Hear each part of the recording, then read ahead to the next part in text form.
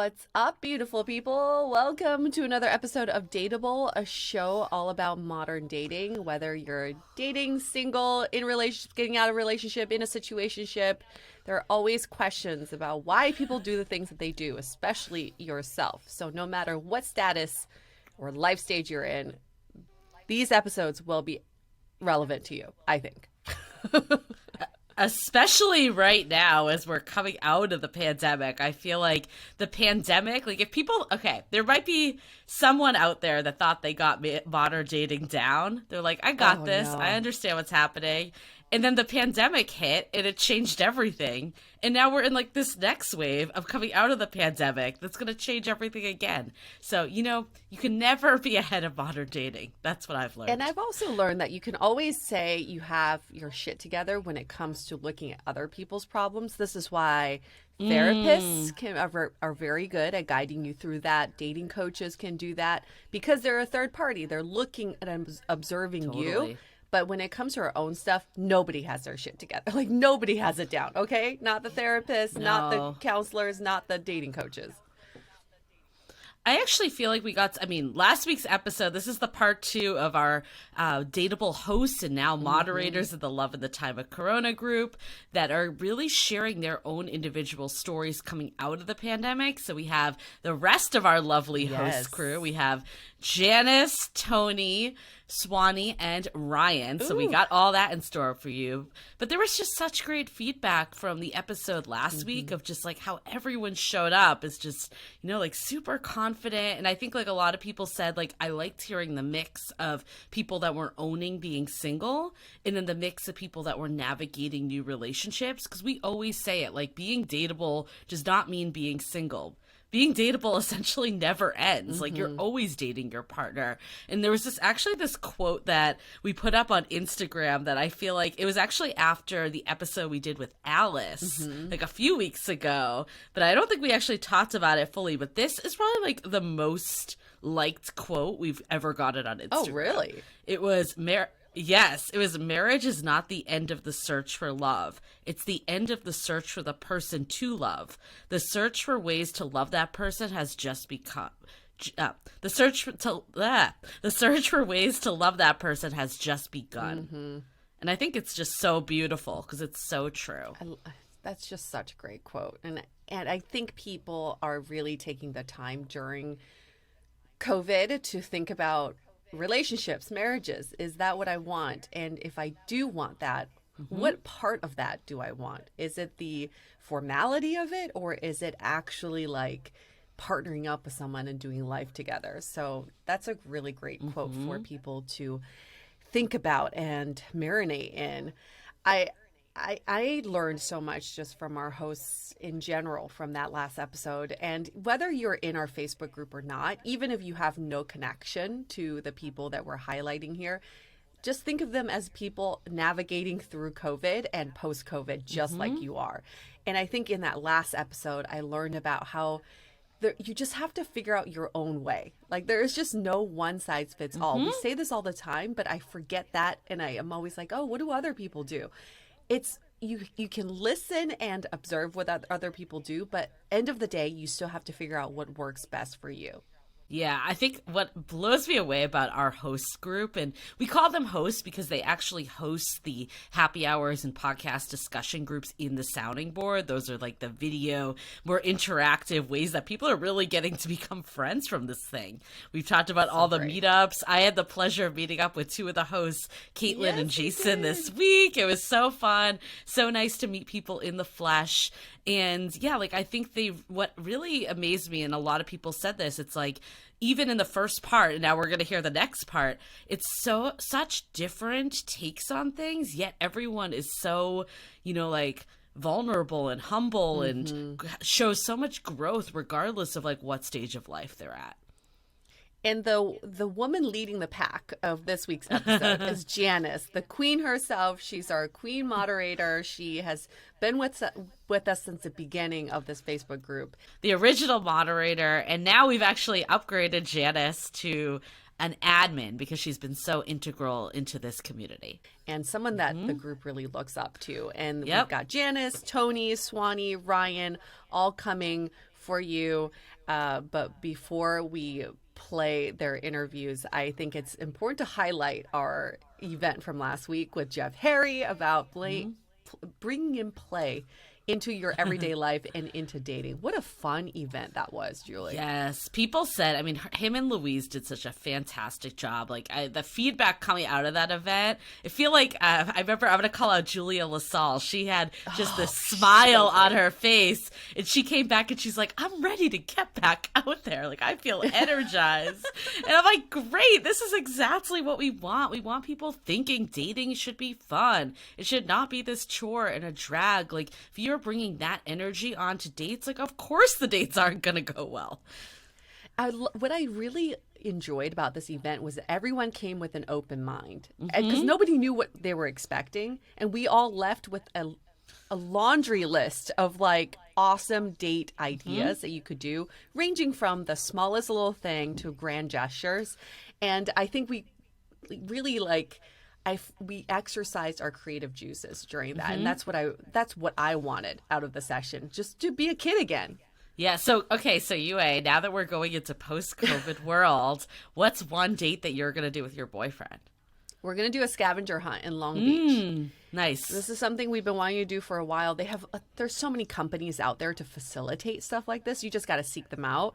But Long Beach has these hidden areas, and actually, my girl crush Mei Lee lives in one of those hidden areas. It's like Yue's like in her backyard searching for items. She's like, I swear I'm on a scavenger hunt. I'm not stalking you.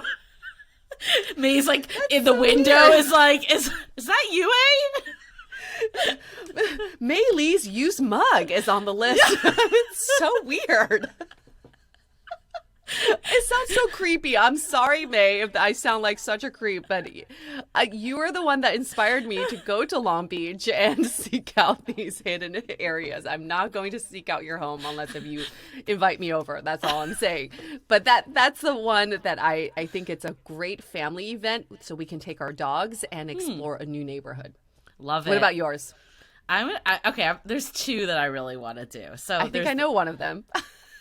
It actually isn't going to be the one that you think. I've told everyone that my dream date is going to the trampoline park, but that is not what it is one of my new ones, because that's already been in my mind. These are like fresh the moon one. The moon one. Oh, yeah. Okay. She knows. Okay, so Louise, so we do breakout sessions, and while everyone was in breakout sessions, Jeff, Louise, Yue, and I were kind of talking about our own stuff. Jeff was like facilitating for us, and Louise had this one. We would kind of brainstorm crazy ideas, and the idea was at least one or so stuck. Yeah, it's going to see a moonrise. So she was saying that you went to Corona Heights Peak, which is a top part, and then you would watch the moon come up. You hung on to this idea because the moon is so underrated. We don't ever talk about the moon. We talk about the sunrise. We talk about watching the sunset. The moonrise could be just as beautiful and romantic, and the moon deserves some love too. Well, that's what I loved about this workshop, is it wasn't just spitting out ideas. It was coming up with what are your values? What makes something playful and fun for you. And I think one of mine I've learned is that I am highly romantic. Yes. And I think the idea of being on a moonrise, in being snuggled up, watching the moon come up, that just sounds so romantic to me. Yes, I think that is so you. And that's why when Jeff first was suggesting improv classes, I was no, that's not Julie. That's not Julie. That is not intimate or romantic at all. So you know what I was thinking actually was part of, this is kind of a little bit of a tangent but related, but one of the things that I was thinking about through the whole last episode of why everyone's this community has really been what it has been, because you and I have talked about this before. We were very scared to start a Facebook community. We thought it was going to be a bunch of people bitching about dating, and we just did not want that negative energy, because that isn't what Dateable is about in any way. And it's blown us away just how introspective people are, it's blown us away how introspective people are and how supporting they are to one another.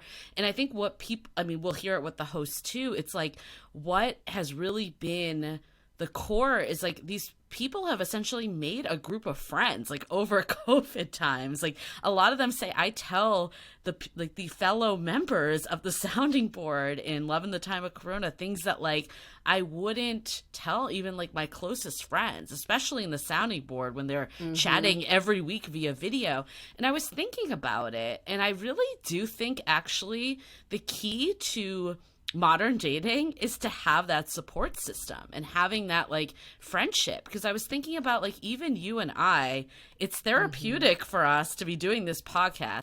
This is how we've both grown over the last 5 years with our own dating lives. And I think honestly having you to like bounce things off of and to like share the thought process and normalize certain behavior, like it's made it a lot easier to like go out and date after, because I hear from you, my trusted confidant, but then also all of our guests that we have. And it's almost like the members of the sounding board are doing like a mini podcast every week in a happy hour podcast discussion group. It's just not recorded. I really like that in this community, we have certain people we go to for advice or for guidance. And then when we go on these dates, we have their voices in our heads. It's like, what would Janice do? What would Janice say? What would Shieldy do? What would Julie say? What would Yue say? So it's kind of cool. You have a team of people supporting you. Even though you're alone on this date with another person, you've got a whole team behind you supporting you. I do have to share a message that I got about the podcast that was actually very surprising, because I did not know this person was listening, but it actually came from Is it an my ex? No, it actually came from my aunt, and she wrote to me the best. I'm gonna read this to you, Yue. It's so good. I've been saving it for you so you can have a reaction. But she And not the one I met, right? No, my other side, my dad's side. And my sister-in-law does listen religiously, so shout out to Hannah. I know you're listening. Hi, Hannah. She is like, she's like, I'm a legit fan. I'm gonna buy merch. I'm like, I could send you a piece of merch. She's like, I want to support you. It's so cute. But my aunt sent me this email, and she did say I could read this out loud. Should have pulled it up ahead of time. Here we go. So she wrote to me and she said, "Hi, Julie." The subject title is Dink. So you all might remember this from a few weeks ago. She said, "Hi, Julie. Both like her and her husband, as well as your mom and dad, were dinks before you and my cousin were born." That was a phrase from the early and mid 80s, which Janice also checked us on that this was not a new phrase. I think you and I, we showed our age that we did not know the phrase dink. Yeah, we showed our young age for the first time. Yeah. But then she said, this is the best part. She goes, "However, how can you be double incomes and on a dating website unless you've an open marriage? Glad to clarify an old phrase."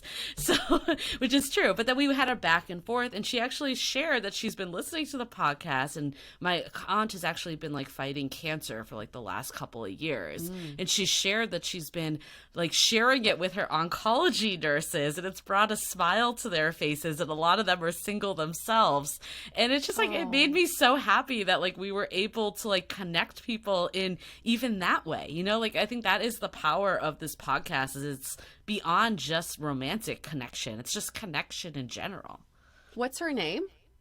Aunt Cheryl. Aunt Cheryl, thank you so much for listening. Thank you for bringing up that point. I think that's a really good point. Why would you be a dink and be on a dating app? I know. Dual income, no kids. Janice also brought this up. She's like, is it a single income, no kids? Is it a sink? And then she's like, I'm a Seonk, single income, one kid. Yeah. Oh my God. I mean, we talked about this at our live stream. There was one that someone wrote about like dual income dinglo. Was that what it was, with a dog? Remember? Oh, wait. I want to say dimwad. Dimwad. It was a dimwad. Dimwad. Can you be a nink, like no income, no kids? You could be. There's you could so many options here. Well, Cheryl, thank you so much for that. And we'll try to keep this as PG as possible. But, you know, now Julie's going to have to watch some of the stories as she tells. Just saying. I know. I love it. It kind of brought me back where my other side of the family, remember when we did that live show in New York? Yeah. And like a bunch of the audience was like my other aunt, her sister, my sister-in-law. Yeah. I was like, oh, the whole crew's here. I love it.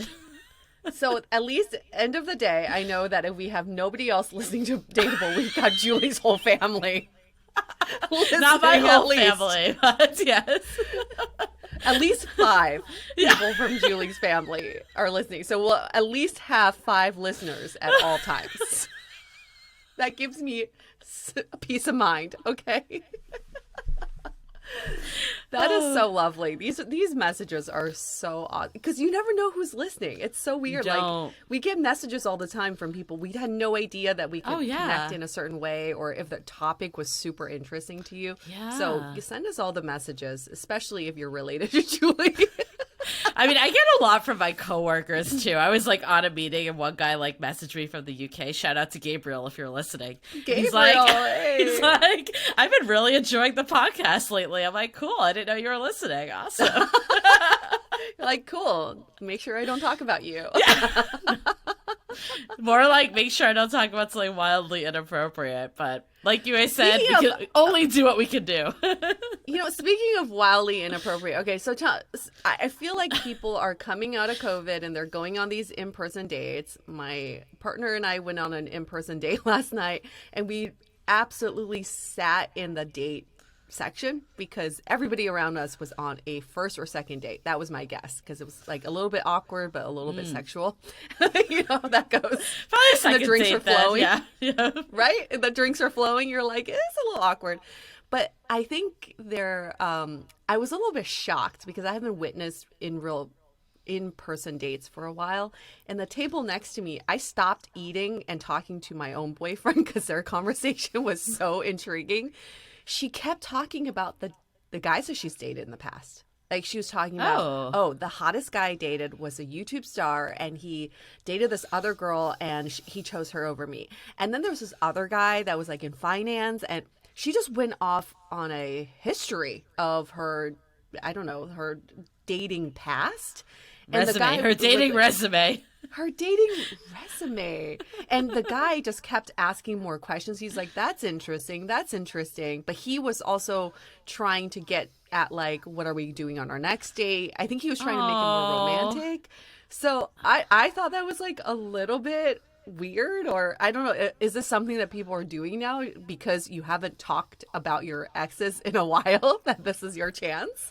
I don't know. I was like, talking about YouTube stars you've dated is like screams. This is so LA to me. That's all I took from that. It is so fucking LA. I was like, if she mentions a TikTok star, I'm stopping this right now. I mean, I'm so mixed on this. Like, I would be kind of turned off if someone went down their dating resume with me, especially like the way you're describing it. I mean, the more I think about things, like I really don't want to have the ex convos like super early. But if you do, like it's like, what did you learn from this? Like, what did you take away? How is it going to show up different in our relationship? Like, there's no reason to stay in the past and just like talk about talk to your girlfriends about that, not someone that you're like trying to build a relationship with. Yeah, but what I thought was different about this conversation was that she wasn't talking about her exes. She was talking about the dates that she's been on. Which is even almost weirder like to a me. Humble brag or something. Right. Or name dropping. Maybe it's an LA dating thing. Maybe it's like checking off the box, making sure that you didn't date his like coworker or brother or something. I don't know. Maybe it's cross-referencing. We have a lot of LA listeners, and they are not my family. So please write in and tell us. Please tell us what this regular LA dating is like. This couple that was on the other side of us, they were not talking at all. He just kept smelling her hair and saying, I love the smell of your hair. I can just smell this all day. What is and happening? That's all they did all night was him leaning over to smell her hair. What? Okay, well, you know, I thought Silicon Valley was strange, but I guess it's everywhere. We know it's everywhere. Maybe it's shows just up LA. different. Who knows? Shows up differently. I'm sure there's plenty of normal daters. Not saying that, I shouldn't use the word normal. If you want to smell someone's hair, maybe they have a hair smelling fetish. Knock yourself out. As long as both people are on board and one person's like, "Why are you smelling my hair?" Then it gets weird. Well, I'm just going to be talking about the TikTok stars that I've dated in the past. I think that's what I've learned is, name drop. Just make it up. Just have like Make it up. Right. That no one's going to verify, right?